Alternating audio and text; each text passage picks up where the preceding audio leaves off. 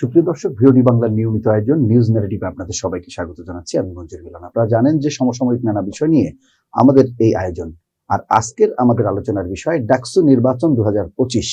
আর এই বিষয়ে আলোচনা করতে আমাদের স্টুডিওতে উপস্থিত হয়েছেন ছাত্রদলের যুগ্ম সাধারণ সম্পাদক রাজু আহমেদ। রাজু আহমেদ, আপনাকে ভিওডি বাংলার স্টুডিওতে স্বাগত জানাচ্ছি। আপনাকেও ধন্যবাদ জানাচ্ছি এবং যারা দর্শক আমাদেরকে শুনছেন তাদেরকেও আমাদের ভিওডি বাংলার পক্ষ থেকে শুভেচ্ছা জানাচ্ছি। ধন্যবাদ। রাত পোহালেই ডাকসু নির্বাচন, বহুল প্রতীক্ষিত। ছাত্রদল আপনাদের প্যানেলের যারা প্রার্থী রয়েছে, ভিপি, জিএস, এজিএস সহ বিভিন্ন সম্পাদক প্রার্থী, পাশাপাশি সদস্য প্রার্থী যারা রয়েছেন, বিভিন্ন হল সংসদের যারা নির্বাচন করছেন, সবাই তো দৌড়ে বেরিয়েছেন ভোটারদের দ্বারে দ্বারে।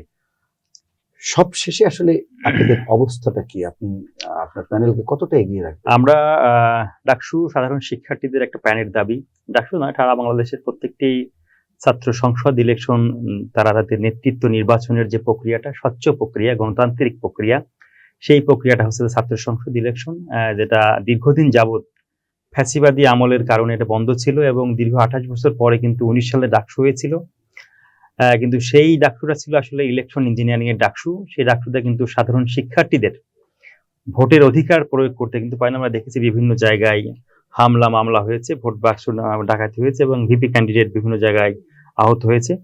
তো এই পরিবর্তিত পরিস্থিতি 5 আগস্টের পরে গণ অভ্যুত্থান পরবর্তী সময় আমরা মনে করি বাংলাদেশের গণতান্ত্রিক যে অগ্রযাত্রা শুরু হয়েছে, সেই অগ্রযাত্রার প্রথম পদক্ষেপ কিন্তু ঢাকা বিশ্ববিদ্যালয় ডাকসু বা কেন্দ্রীয় সংসদ যে ইলেকশন হতে যাচ্ছে। আমরা মনে করি মানুষের দীর্ঘদিন যে গণতান্ত্রিক প্রক্রিয়ার ভিতরে বাংলাদেশ বাইরে ছিল, ফ্যাসিবাদী আমলে ছিল, ভোটের মাধ্যমে ভোট নাগরিকের যে অধিকার, সেই অধিকার ফিরিয়ে দেওয়ার যে প্রক্রিয়া শুরু হয়েছে, ডাকসুর মাধ্যমে সাধারণ শিক্ষার্থীরা যে ভোট দিবে, সাধারণ শিক্ষার্থীরা তাদের প্রতিনিধি নির্বাচন করবে এবং বাংলাদেশ মনে করি যে আগামীকালকে একটি স্মরণীয় দিন হতে যাচ্ছে এবং সেই দিনে সাধারণ শিক্ষার্থীরা ভোটের মাধ্যমে তাদের যোগ্য নেতৃত্ব নির্বাচন করে। আমরা মনে করি আমরা বাংলাদেশ জাতীয়তাবাদী ছাত্র দল যে প্যানেল আমরা দিয়েছি, আবিদ, হামিদ এবং মায়েদ, এরা কিন্তু দীর্ঘদিন রাজপথে ফ্যাসিবাদের বিরুদ্ধে যুদ্ধ করে, লড়াই সংগ্রাম করে, ত্যাগ তিতিক্ষার মাধ্যম দিয়ে কিন্তু আমরা আমাদের এই ছাত্র দল আমাদেরকে বেস্ট 3 কে আমরা চুজ করেছি ভোটের মাধ্যমে। আমাদের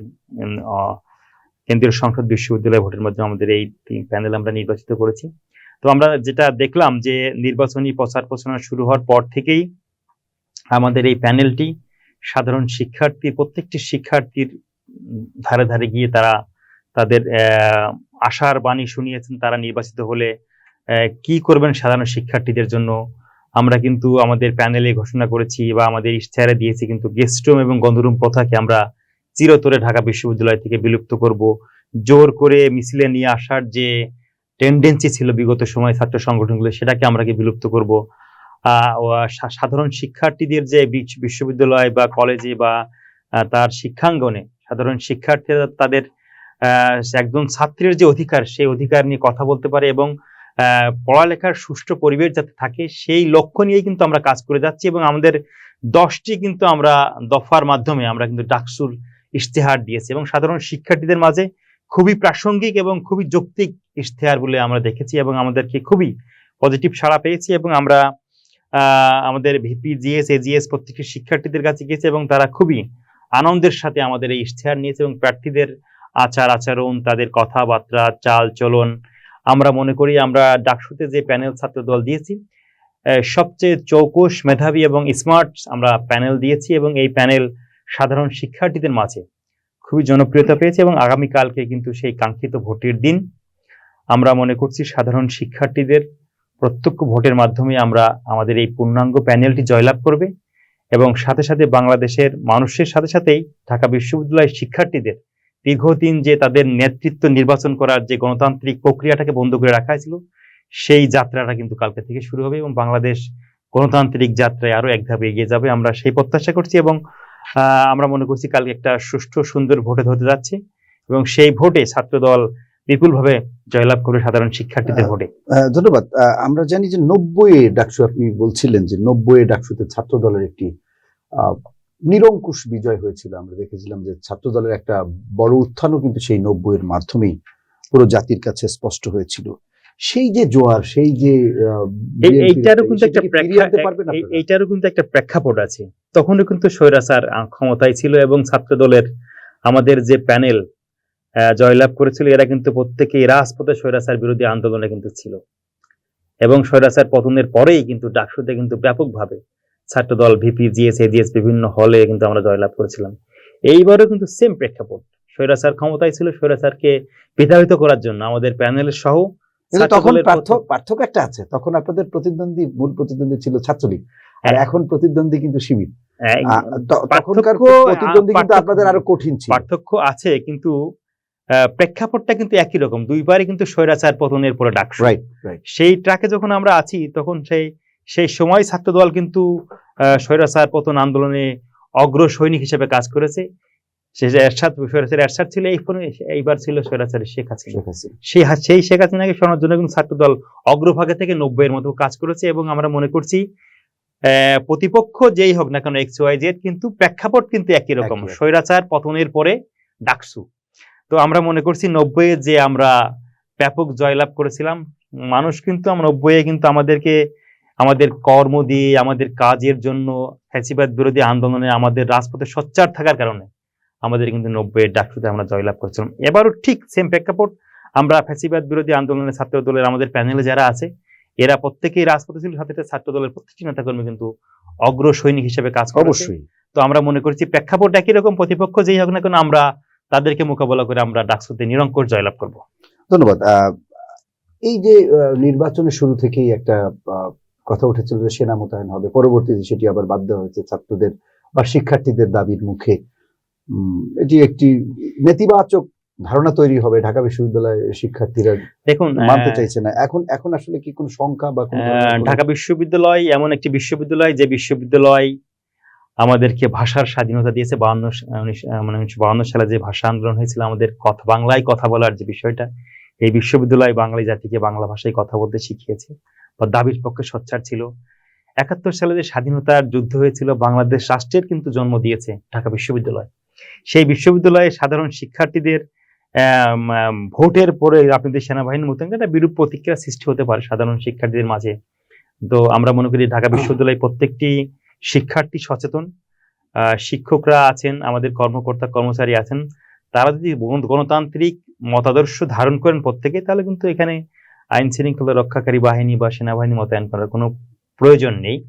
কিন্তু বিশ্ববিদ্যালয় প্রশাসন হয়তো মনে করছে এটা স্বৈরাচার পতনের পরে পরিবর্তিত পরিস্থিতিতে আইন শৃঙ্খলা পরিস্থিতি কেমন থাকে, এক্সট্রা সতর্কতা হিসেবে হয়তো বা এই সিদ্ধান্ত নিয়েছিল। কিন্তু সেটা আবার দেখলাম যে সেনাবাহিনী থেকে দেখলাম নোটিশ দিয়ে দেখলাম যে না, তাদের প্রত্যাহার করছে, বিশ্ববিদ্যালয় সেনাবাহিনী ঢুকবে না। আজকে দেখলাম ডিএমপি কমিশনার ডাকসু নির্বাচন নিয়ে পুলিশের কি ভূমিকা থাকবে সেটা নিয়েও বক্তব্য দিয়েছেন। বিশ্ববিদ্যালয় আসলে আইন শৃঙ্খলা বাহিনীর যে কাজটি, যে নিরাপত্তার স্বার্থে শিক্ষার্থীদের সুষ্ঠু ভোটের অধিকার, ভোট প্রয়োগ করার জন্য হয়তো বিশ্ববিদ্যালয় বিভিন্ন পদক্ষেপ নিতে পারে, সেটা বিশ্ববিদ্যালয়ের বিষয়। বিশ্ববিদ্যালয় এখন হয়তো বা ভোক্টোরিয়াল টিমের মাধ্যমে আরো সেনাবাহিনী না আসলেও আইন শৃঙ্খলা রক্ষাকারী বাহিনী এমন পরিস্থিতি থাকবে তবে শিক্ষার্থীরা নির্বিঘ্নে তাদের ভোটটা প্রয়োগ করতে পারে, কোনো প্রকার বাধা বিঘ্ন ছাড়া। আমরা সেই প্রত্যাশা করব। আমরা দেখলাম যে সামাজিক যোগাযোগ মাধ্যমে যারা ইউটিউবার আছে, দেশের বাইরে রয়েছেন, তারা শিবিরের পক্ষে একজন, তিনি বেশ প্রচারণা চালাচ্ছেন এবং তিনি পাকিস্তানি এবং ইন্ডিয়ান এরকম ডিভাইডেশন করে ভোট চাইছেন। এই বিষয়ে আসলে আপনার ছাত্রদলের? দেখুন, আমাদের ছাত্রদলের যিনি প্রতিষ্ঠাতা শহীদ প্রেসিডেন্ট জিয়াউর রহমান এদেশের স্বাধীনতার ঘোষণা দিয়েছেন, রণাঙ্গনে বীর মুক্তিযোদ্ধা ছিলেন, মুক্তিযোদ্ধা দেশকে স্বাধীন করেছেন। তিনি কিন্তু আমাদেরকে শিখিয়েছেন যে আমরা বাংলাদেশি জাতীয়তা বোধটা তিনি আমাদেরকে শিখিয়েছেন। আমরা কিন্তু সবসময় আমাদের নিজেদের ব্র্যান্ডিং করি, আমরা সবসময় বলি আমরা বাংলাদেশি জাতীয়তাবোধ আমরা বিশ্বাস করি। আমরা কখনোই, আমাদের দেশনেত্রী বেগম খালেদা জিয়া কিন্তু বিখ্যাত উনি আছেন যে আমরা কখনোই কারোর প্রভু হিসেবে কাকে গ্রহণ করবো, সবাইকে বন্ধু হিসেবে গ্রহণ করবো। আমাদের পররাষ্ট্র নীতি কিন্তু এরকম বিএনপি, বা আমাদের সবাই বন্ধু থাকবে কিন্তু আমাদের কোনো প্রভু থাকবে না বিদেশে। আমরা কিন্তু এই নীতিতে বিশ্বাস করি। আমরা কখনোই পাকিস্তানপন্থীদের কেন ক্যান্ডিডেট হতে চাই না, ভারতপন্থীদের কোনো ক্যান্ডিডেট হতে চাই না, আমরা বাংলাদেশপন্থী। আমাদের নেতা তারেক রহমান কিন্তু বারবার বলছেন যে সবার আগে বাংলাদেশ, আমরা বাংলাদেশের জন্য কাজ করতে চাই, আমরা বাংলাদেশ শিক্ষার্থীদের জন্য কাজ করতে চাই, আমরা বাংলাদেশপন্থী। অতএব যারা বাইরে থেকে বিভিন্ন জনের পক্ষে ছাপাই গাচ্ছেন, মতামত দিচ্ছেন, উস্কানিমূলক বক্তব্য দিচ্ছেন, উগ্রবাদী কথা বলছেন, আমরা মনে করি সাধারণ শিক্ষার্থীরা, ঢাকা বিশ্ববিদ্যালয় মেধাবীদের বিদ্যাপীঠ, পাশ্চার অক্সফোর্ড, সেই শিক্ষার্থীরা কখনোই উগ্রবাদীকে স্থান দিবে না, কখনোই স্বাধীনতা বিরোধী শক্তিকে স্থান দিবে না, কখনোই দেশ বিরোধী ষড়যন্ত্রকে কখনোই প্রশ্রয় দিবে না। সাধারণ শিক্ষার্থীরা জেনে শুনে বুঝে এবং ঢাকা বিশ্ববিদ্যালয় মেধাবী শিক্ষার্থীরা তাদেরকেই চুজ করবেন যারা বাংলাদেশের স্বার্থে, বাংলাদেশ স্বাধীনতার স্বার্থে, বাংলাদেশ সার্বভৌমত্বের স্বার্থে সবসময় এক কণ্ঠে বলবে সবার আগে বাংলাদেশ, বাংলাদেশ নিয়ে যারা কাজ করবেন তাদের সাথে থাকবেন বলেই প্রত্যাশা করি। এবং সেই যে বিষয়টা সেই যে সত্তাটা যে সংগঠনটি ধারণ করে বাংলাদেশ সবার আগে বাংলাদেশ, সেটি বাংলাদেশ জাতীয় ছাত্র দল। এবং আমরা মনে করছি আমরা সাধারণ শিক্ষার্থীদের মাঝে আমরা আমাদের এই মেসেজ পৌঁছাতে পেরেছি, আমরা বাংলাদেশি, আমরা বাংলাদেশের জন্য কাজ করতে চাই, আমরা সাধারণ শিক্ষার্থীর জন্য কাজ করতে চাই। অতএব সাধারণ শিক্ষার্থীরা আমাদের সাথে থাকবে ইনশাআল্লাহ। ধন্যবাদ। আমরা দেখলাম যে ছাত্র দলের ভিপি প্রার্থী আবিদ, তার ফেসবুক অ্যাটাক করা হয়েছে, পাশাপাশি শিবিরের প্রার্থী সাদিক কায়েম, তার ফেসবুক অ্যাটাক করা হয়েছে। পরবর্তীতে আমরা দেখলাম যে সাদিক কায়েম তার ফেসবুকটি ডিঅ্যাক্টিভ করে রেখেছেন। সে নিয়ে ফেসবুক সোশ্যাল মিডিয়ায় নানান মন্তব্য। আসলে এর ইফেক্টটা কি? এটা দেখুন কেন হচ্ছে, কারা করেছে? ভোটের মাঠে কিন্তু আসলে আপনার মনস্তান্ত্রিক যুদ্ধ হয়।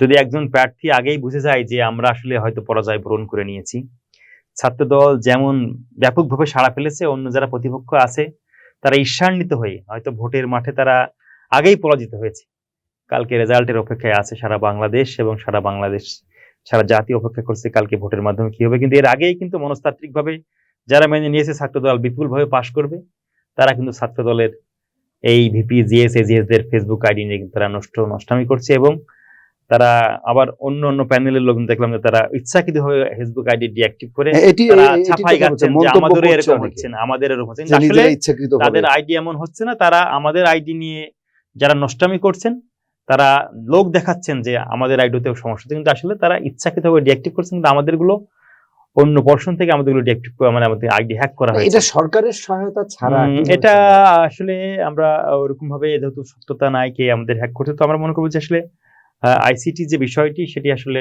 আমাদের আরো বেশি সতর্ক দৃষ্টি থাকা উচিত, বা আমাদের যারা এই মন্ত্রণালয় কেন্দ্রিক কাজ করেন, যে মানুষের আমাদের প্রত্যেকের স্বাধীনতার জন্য সংগ্রাম করেছি।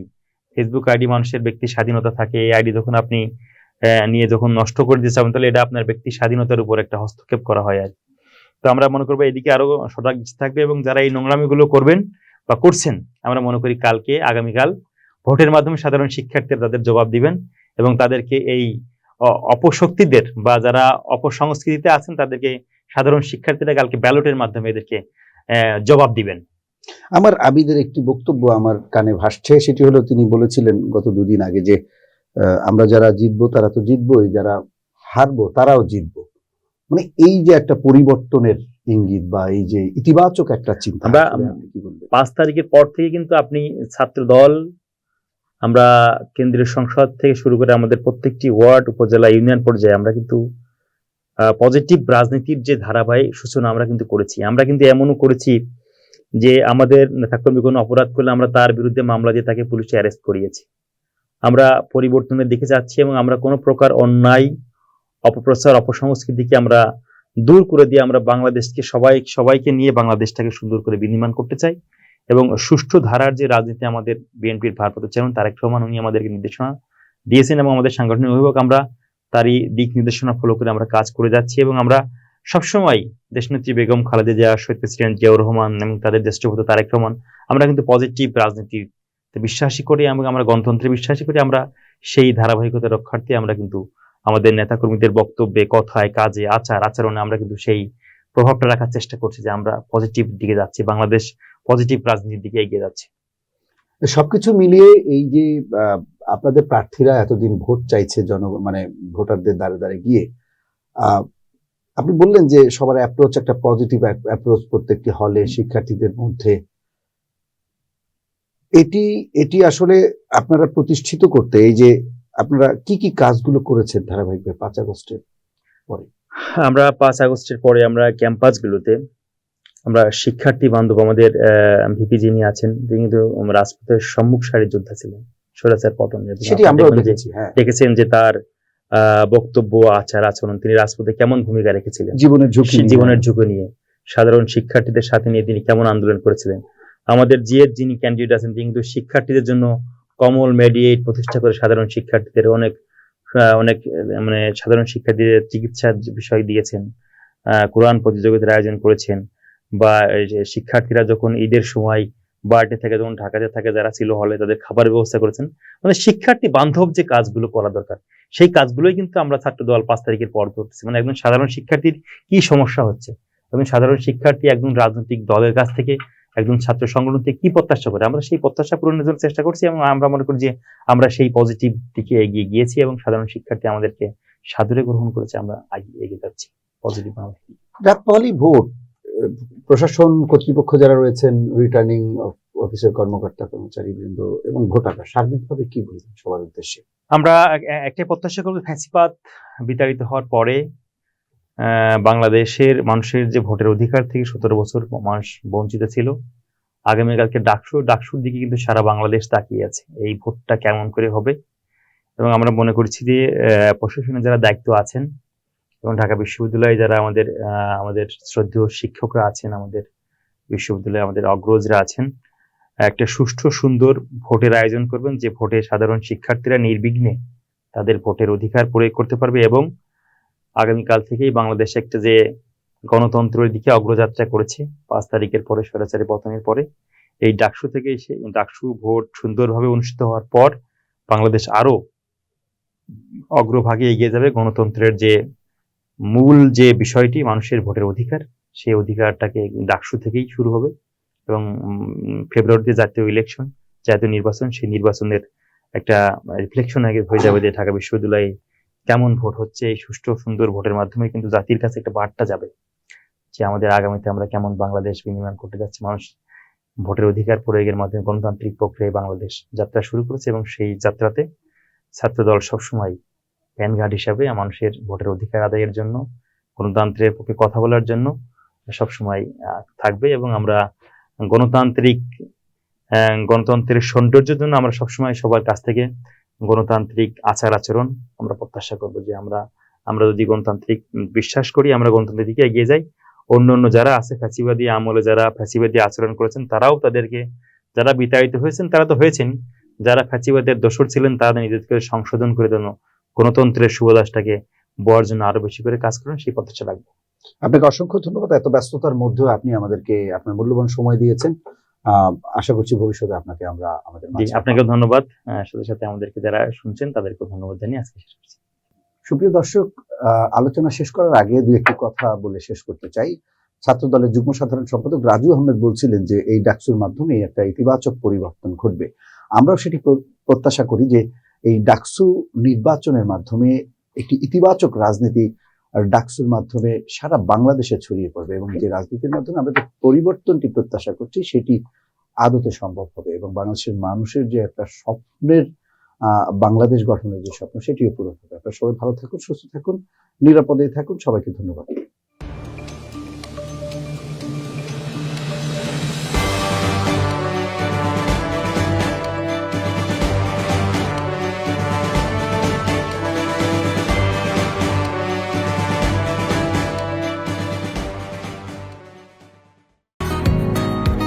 বসুন্ধরা, উত্তরা, বনশ্রী, কুড়িল ও বাড্ডা সহ রাজধানীর বিভিন্ন স্থানে অভিজাত ও অত্যাধুনিক মানের ফ্ল্যাট কেনার এক নির্ভরযোগ্য প্রতিষ্ঠান প্লেজেন্ট প্রপার্টিজ লিমিটেড। তাই আপনার স্বপ্নের আবাসনের জন্য আজই যোগাযোগ করুন। Pleasant properties limited, where destiny matches eventually.